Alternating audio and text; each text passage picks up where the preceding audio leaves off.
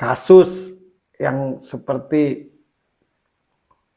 apa namanya tuh, yang presiden dibilang Firaun dan dibilang korun, itu kan bahasa yang sangat kasar. Tapi pada kenyataannya tetap aja ada toleransi.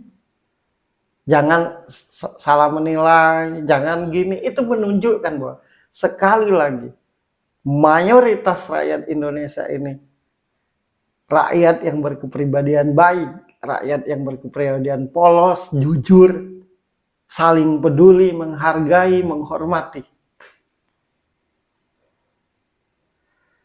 Semboyan Indonesia, Bhinneka Tunggal Ika, berbeda-beda namun tetap satu jua. Kalau yang membuat itu tidak punya rasa menghormati, tidak punya rasa menghargai satu sama lain, tidak akan ada kata-kata Bhinneka Tunggal Ika. Jadi sadarlah semua, kita semua ini. Silahkan untuk menjadi presiden, silahkan untuk menjadi wakil presiden, silahkan untuk jadi menteri, silahkan untuk jadi wali kota, silahkan untuk jadi gubernur, silahkan untuk jadi anggota DPR, silahkan untuk jadi seniman, jadi pemain musisi, silahkan untuk jadi bintang film, silahkan semuanya. Tapi raihlah dengan cara yang benar, capailah dengan cara yang benar. Tidak ada yang tidak boleh di Indonesia ini. Yang tidak boleh itu adalah berlaku jahat. Berlaku baik silahkan, itu yang diharapkan.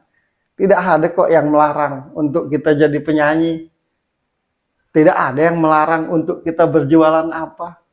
Tapi capailah dengan cara sesuai kepribadian orang Indonesia. Jangan karena pengaruh terus membunuh. Jangan karena terpengaruh terus mencaci maki.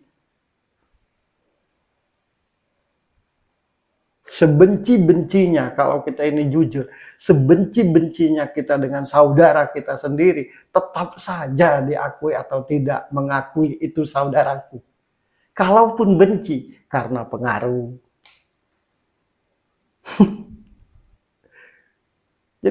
Jadi semua hal jahat yang terjadi di Indonesia ini bukan karena kepribadian orang Indonesia ini jahat. Itu semua murni karena pengaruh. Dan pengaruh itu disebarkan, dilakukan oleh orang-orang yang tidak gentle. Disebarkan atau dilakukan oleh orang-orang yang serakah, yang licik. Tapi yang punya kemauan besar, tapi tidak punya apa-apa, tidak bisa apa-apa.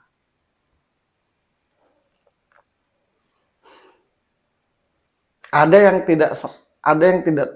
tidak rajin sholat, ada yang mabok, ada banyak macam lah yang jahat. Tapi begitu nabinya disindir, bangkit semua. Nah, itu menunjukkan bahwa orang Indonesia ini pribadi-pribadi yang baik. Sejahat-jahatnya orang Indonesia ini, tetap aja ingat Tuhan. Senakal-nakalnya orang Indonesia ini, tetap aja ingat Tuhan. Sejahat-jahatnya orang Indonesia, tetap aja ingat ibu, ingat saudara. Tetap aja kasihan. Kalaupun jahat, sekali lagi karena pengaruh, maka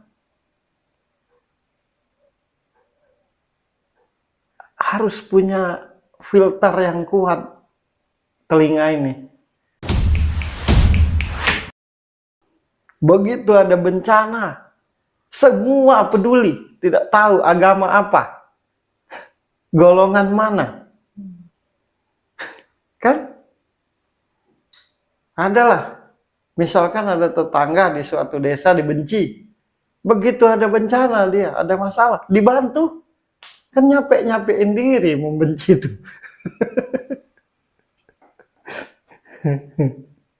Kenapa aku sampaikan ini? Itulah yang kurasa tentang rakyat Indonesia ini. Itulah yang kulihat. Atas dasar itulah ingin ku sampaikan biar jadi kesadaran. Cobalah marilah sama-sama kita ini meraih, mencapai semua yang kita inginkan itu dengan kecerdasan, dengan kemampuan, dengan tekad, dengan semangat. Ya, segala bidang loh Indonesia ini tidak ketinggalan. Tapi karena terpengaruh, mulai kan. Terpengaruh itu yang berat.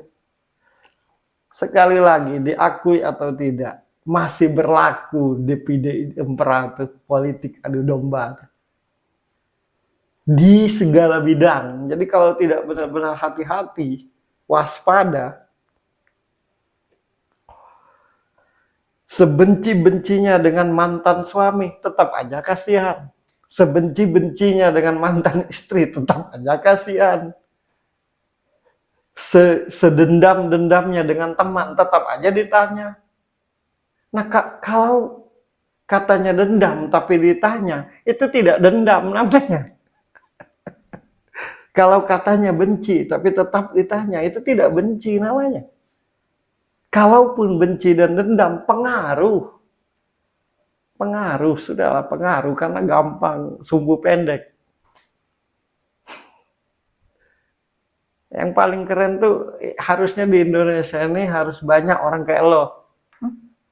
Karena lo kalau sudah yakin satu, peduli setan, omongan. Oh, iya. Iya. Lo harus banyak orang kayak lo ini. Di Indonesia nih. Karena Birgi ini kalau dia sudah yakin satu, walaupun satu dunia mempengaruhi, nggak kemakan dia. Iya.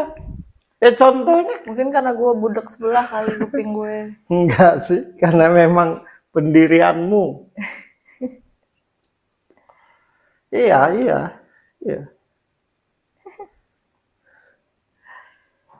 Kalau di luar sana, kalau sudah benci tidak ada toleransi, dia mau hidup, mau mati. Kalau di Indonesia nih, saling mencaci, memaki. Begitu ada musibah, tetap datang ke rumahnya. Bukan karena munafik, tapi karena memang tidak punya jiwa pembenci. Tidak punya jiwa pendendam. Semuanya tuh karena pengaruh. Berat lah ya pengaruh itu ya. Ya. Tutup kuping, jangan tutup mata.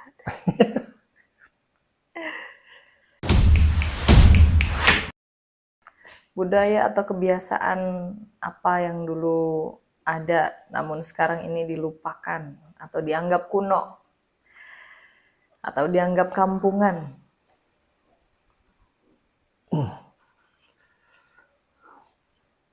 Kalau di zamanku sih saling semangat menyemangati sih.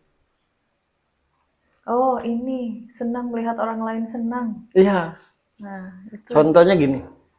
Misalkan di satu desa zaman dulu ada satu anak merantau. Nah, itu warga sekitarnya tuh senang semua. Sebenarnya masih tetap ada itu. Nggak dilupakan. Tapi tertutupi oleh kecanggihan. Ya. Contoh, segaul-gaulnya kita di dalam merantau, tetap aja nangis kalau lebaran mau balik. Paham nggak? Kan benar nggak?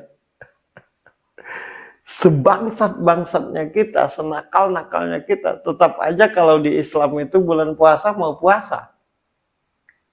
Ya aku ceritakan bukan berarti di agamaku yang terbaik. Kebetulan aku beragama Islam kan. Tapi menurutku di agama lain pun begitu.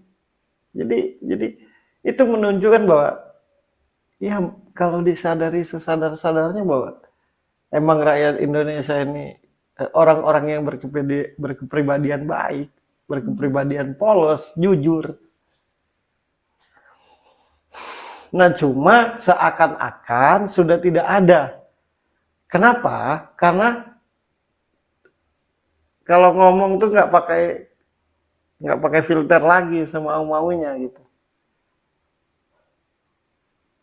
Padahal kalau disadari sendiri-sendiri itu menyesal gitu.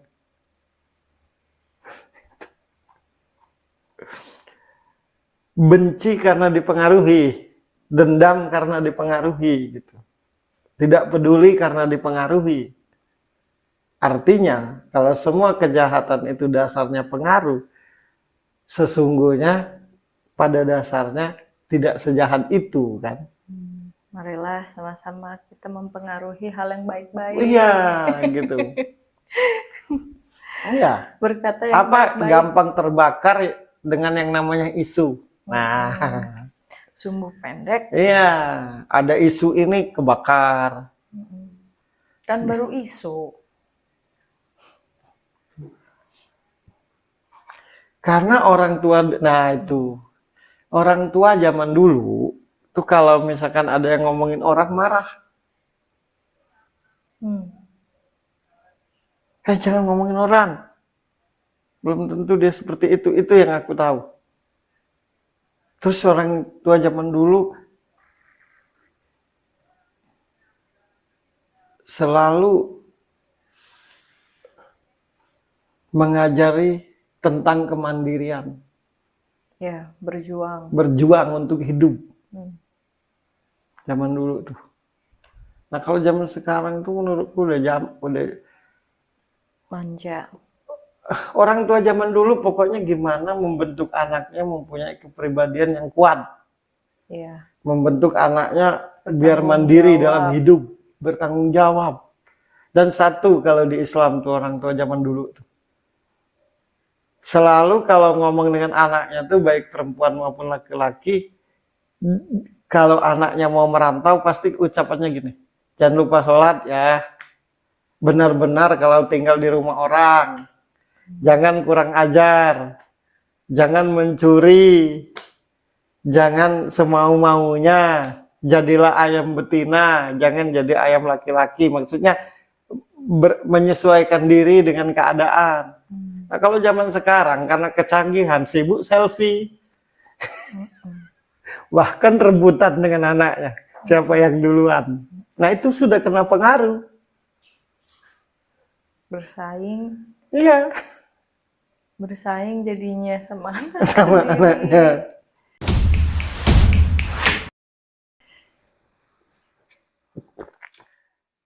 Membicarakan ini bukan menyinggung, tapi maksudnya kembalilah seperti semula.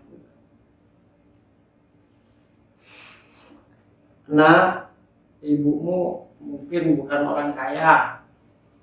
Nah, bapakmu bukan orang yang punya jabatan tinggi. Nah, ibumu ya sudah bersyukur dengan hidup seperti ini. Nah, bapakmu sudah bersyukur dengan hidup seperti ini. Yang masih punya harapan besar kamu sebagai anakku. Berjuanglah ya nak. Mandirilah ya nak. Bekerjalah sesuai kemauanmu. Mau jadi apa? Jangan cengeng. Jangan jadi orang yang minta-minta. Jangan sombong. Dan tetaplah ya dimanapun berada ingat Tuhan. Gitu orang tua dulu. Bawa nama baik keluarga. Bawa nama baik keluarga. Jelek tingkah lakumu, jelek juga keluargamu, jelek juga ibu bapakmu. Nah itu yang sudah jarang. Karena sibuk dengan kecanggihan. Jadi tak sempat berkata seperti itu. Lebih sering, semoga sukses, jangan lupakan orang tua. Iya, gitu. Bapakmu sudah senang dengan hidup seperti ini. Ibumu sudah senang seperti ini. Aku ajarkan kamu supaya jadi orang hebat, supaya berduit demi hidupmu. Cukuplah bapak yang menderita seperti ini. Cukuplah ibu yang menderita seperti ini. Tapi kamu sebagai anakku jangan sampai ya ikuti langkah bapakmu dan ibumu yang seperti ini. Nah itu yang bagiku ya yang ku dengar. Yang selalu diceritain dulu. Terus orang tua zaman dulu tuh selalu nyeritain sejarah. Kalian enak kalau sekarang. Kami dulu perang, kami dulu dijajah, kami dulu jalan kaki. Kalau kamu sekarang enak, kemana-mana udah ada motor, udah ada mobil. Kalau kami dulu, apalagi nenek-nenek kita kan. Nah, akhirnya kita yang mendengar tuh jadi semangat. Dan itulah identitas Indonesia tuh selalu memberi semangat. Selalu mengingatkan, itu identitas Indonesia tuh selalu memberi semangat, selalu mengingatkan, selalu mengajarkan tata krama, sopan santun, budi pengerti dari dulu. Tapi karena kecanggihan yang disalahgunakan, nah itu lambat laun terkikis. Padahal justru kecanggihan itu mempermudahkan untuk berkreativitas, untuk berhubungan, untuk mempelajari sesuatu. Nah mungkin itu yang lo tanya dianggap kuno. Ya. Orang tua yang ngomongnya tuh sederhana, tapi bikin anaknya tuh kayaknya siap perang, mental berjuang hidupnya tuh. Betul. Pokoknya yang penting kamu sukses. Itu bukan untuk ibu bapakmu. Jangan turut hidup ibu bapakmu yang begini. Jadilah kamu hebat. Agar nanti kalau nikah bisa bertanggung jawab dengan binimu. Agar nanti kalau punya anak bisa bertanggung jawab dengan anak-anakmu. Nah itu yang itulah identitas Indonesia.